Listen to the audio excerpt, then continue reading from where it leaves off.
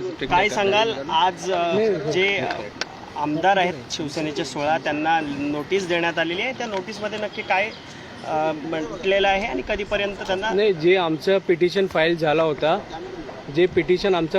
होता, त्याच्यावर आज स्पीकर महोदयांनी नोटीस पाठवलेली आहे आणि त्या नोटीसमध्ये जे 16चे 16 जे आमदार आहे ज्याच्यावर आम्ही पिटिशन दाखल केलं होतं त्यांना विधानसभेसमोर स्पीकरसमोर उपस्थित राहण्यासाठी सांगितलेलं आहे आणि 5:30 वाजता इन पर्सन त्यांना इथे येण्यासाठी सांगितलेलं आहे त्या नोटीसमध्ये. त्यांना त्यांचं इथे येऊन मत मांडायचं आहे की त्यांनी त्यांच्या वकिलांमार्फत किंवा नाही, ते आम्ही सर्व आमचं जे प्रोसिडिंग आहे हे मी आपल्याला सांगतो, जसं कोर्टात आपण प्रोसिडिंग चालतो ना तसा सेम इथे स्पीकरसमोर पण प्रोसिडिंग्स चालणार.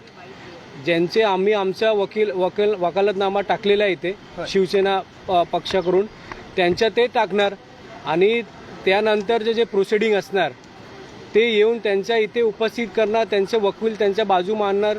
ते सर्व प्रोसिडिंग आहे ते जसं कोर्टात आपण करतो तसं सेम इथे स्पीकरसमोर पण केला जाईल. या नोटीसला चॅलेंज कोर्टामध्ये करता येते का, तशी काही तरतूद ते नाही, मी त्याच्यावर काय बोलू नाही शकत. कोर्टात जायचा अधिकार सर्वांना आहे, पण आता जे स्पीकर महोदयाच्या नोटीसला फेटाळून ते कोर्टमध्ये जाणार ते चुकीचं असणार. मागच्या काही वर्षांमध्ये अशा पद्धतीची नोटीस इश्यू झाल्यानंतर मागच्या काही वर्षांमध्ये काय पद्धत अवलंबण्यात आलेली होती? स्वतः आमदारांना विधानसभेमध्ये ते मागचं आपण बघणार, नारायण राणेच्या वेळी, छगन भुजबळच्या वेळी जे सर्व जे आमदार होते ते स्वतः इथे आले होते आणि त्यांचा व्हिडिओ रेकॉर्डिंग झाला होता, त्याच्या सर्व प्रोसिडिंग झाली होती. ती सेम प्रोसिडिंग तसंच जे ऑलरेडी केस लॉ आहे विधानसभामध्ये जसं झालेलं आहे पूर्वीचा तसा सेम प्रोसीजर अडॉप्ट केल जाएगी. ओके, हिंदी में सर, हिंदी में जानना चाहेंगे, आज जो एक 16 जो बागी विधायक हैं शिवसेना के, उनको एक नोटिस जारी किया गया है, उस नोटिस में क्या कहा गया है? क्या उन्हें फिजिकली प्रेजेंट रहना है कि ऑनलाइन भी प्रेजेंट रह के वो अपनी बात कह सकते हैं? जैसे आपको पता होगा शिवसेना ने पिटीशन जारी किया है इन 16 के 16 जो बागी विधायकों के अगेंस्ट, और इन विधायकों को यहाँ पे आने के लिए स्पीकर महोदय ने विधानसभा से नोटिस गया है. इनको 27 तारीख 5:30 बजे यहाँ पे आना है और अपना पक्ष रखना है. और अपने पक्ष रखने के लिए इनका जो पूरा प्रोसीडिंग होता है, जिस तरह से कोर्ट में जाते हैं लोग अपनी बाजू रखते हैं, उसी तरह इनको भी इनकी बाजू रखनी पड़ेगी. ये आप बोल दो वहाँ से कोई चिट्ठी लिख दे, वहाँ वीसी से कोई दे दे, ऐसा नहीं होगा. आपको भी पता है कि कोर्ट की जिस तरह से गरिमा होती है उसी तरह स्पीकर महोदय और विधानसभा की भी गरिमा होती है. तो नोटिस जो दिया है उसका उत्तर उन्हें फिजिकली आके यहाँ पे अपनी बाजू बोल कर ही करनी होगी. लेकिन उनकी तरफ से तो कहा गया है कि जो संख्या बल है 2/3 की उनके पास ऑलरेडी है, 38 उनके पास ऑलरेडी एमएलए आ चुके हैं. अगर ऐसे में उनको डिस्क्वालीफाई करने का नोटिस आप जारी भी करते हो तो असंवैधानिक है, अनकॉन्स्टिट्यूशनल है. क्या कहेंगे? मैं आपको एक चीज़ बता देता हूँ, वो जो आप बता रहे हो 2/3 वाली बात, वो एक तरफ है. उनके पास ऐसा कोई भी ग्राउंड नहीं है कि वो बोल दे कि हमारे पास मेजॉरिटी है और इस प्रोसीडिंग और इस नोटिस को हम नहीं मानेंगे. इसलिए वो उसके लिए फ्लोर ऑफ द हाउस उसका अलग प्रोसीजर है. लेकिन इनिशियली जो अभी जो नोटिस दिया गया है उस पर तो यही कहा जाएगा कि जो रिकॉग्नाइज पार्टी है, जो शिवसेना हमारी रिकॉग्नाइज पार्टी है, जिसके चिन्ह पर ये चुनाव लड़ा गया है और उसी ने इनके खिलाफ यहाँ पे डिस्क्वालिफिकेशन का जो पिटीशन फाइल किया है, तो उसी के पिटीशन को देखते हुए ये नोटिस जारी किया है. आप अभी तक वो ये निश्चय नहीं कर पा रहे कि ये गट का क्या नाम है. आपको पता होगा, आप लोग पत्रकारों ने ही सब न्यूज़ चैनल पे चलाया है कि इनके गट का अभी तक नाम जारी नहीं हुआ है. तो ये अभी भी रिबेलियन है, बागी विधायक का दर्जा ही लेके वहाँ बैठे हैं.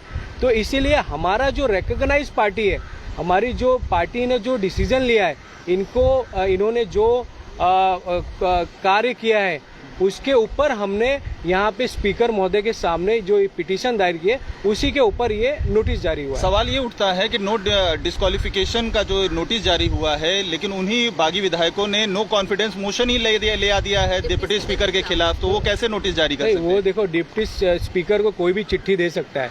लेकिन किसी के चिट्ठी लिखने से आप कहो कि कल पार्लियामेंट में कोई भी एमपी, कोई एक सिंगल एमपी अगर ओम बिरला जी के ऊपर कोई चिट्ठी लिख दे और बोले कल आप अपने कार्यों से मुक्त हो जाओ, आप अपनी फंक्शनिंग नहीं कर सकते हो, तो आप सोच सकते हो कि आप पार्लियामेंट के स्पीकर को अगर आप चिट्ठी लिख दो और बोलो कल आप अपनी फंक्शनिंग, अपनी ड्यूटी डिस्चार्ज नहीं कर सकते हो, तो ऐसा तो नहीं हो सकता ना। उसका भी पूरा प्रोसीजर है।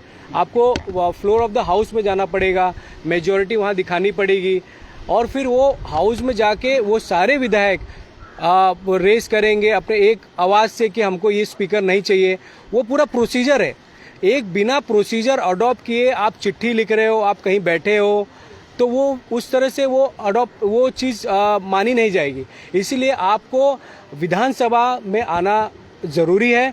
स्पीकर महोदय के सामने आपको अपनी बात रखनी पड़ेगी और उसके बाद ही जो होगा वो स्पीकर महोदय साहब उसका डिसीजन लेंगे। लेकिन दल के नेता जो है उसको लेकर अभी भी संभ्रम बना हुआ है। एक तरफ पार्टी के प्रमुख जो है उद्धव ठाकरे वो कह रहे हैं कि हमने जो चुना है अजय चौधरी वो दल के नेता है। वहाँ से एकनाथ शिंदे कहते हैं कि मैं अभी भी गुट का नेता, दल का नेता मैं हूँ, प्रतोद भी हमारा है, व्हीप भी हम जारी कर सकते हैं। तो एक तरफ उद्धव ठाकरे क्लेम करते हैं कि हमने बता दिया है कि दूसरे, इसीलिए वो यही सब आपके जो सवाल है वो सब सवालों का एक ही जवाब है।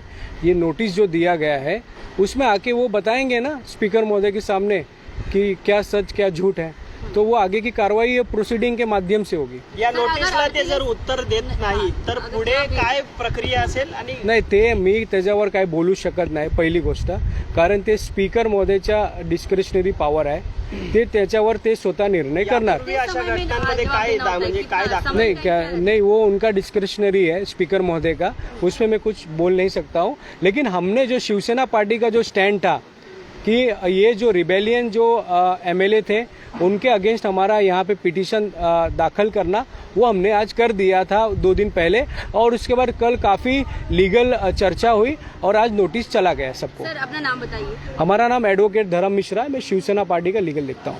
ओके, चलो जल्दी कर रहा है।